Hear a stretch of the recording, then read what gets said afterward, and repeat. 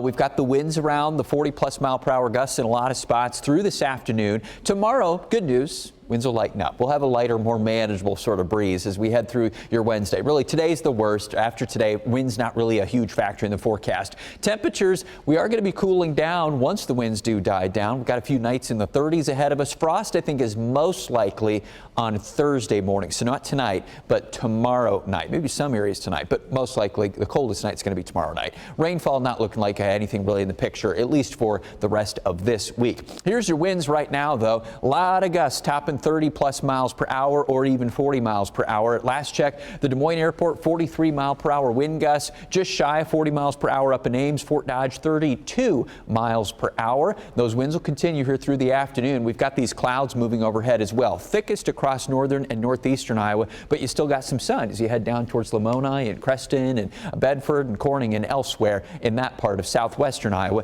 Big low pressure center churning up towards Lake Superior, pulling in a lot of cooler air on its backside down here into Iowa. One or two sprinkles as well, I think, are still possible this afternoon, but that would be most likely way up in northeastern parts of the state.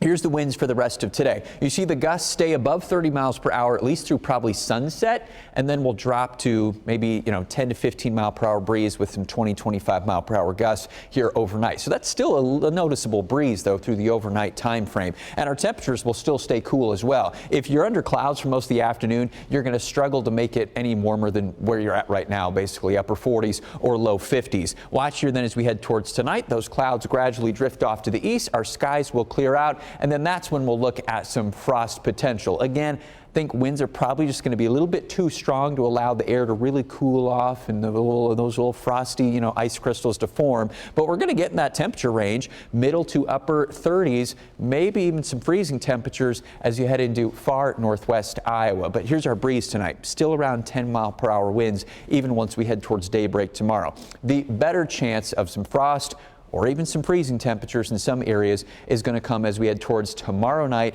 and then into early on Thursday morning. Widespread 30s as you head up towards, let's say, about Highway 20 northward. Temperatures heading down towards that 32-degree mark. We haven't had, most of us haven't had a freeze yet. Certainly not even in frosty temperatures just yet. So Thursday morning, if you still got some plants, some flowers, if you have pumpkins outside on your porch, cover those up, bring them inside, whatever. That's going to be the main time to watch that. Now, the rest of the week, mainly highs around the 60-degree mark. We're dry through the work week. This weekend, clouds do increase. Slim chance of rain to the south on Sunday, and then better chance of rain early next work week.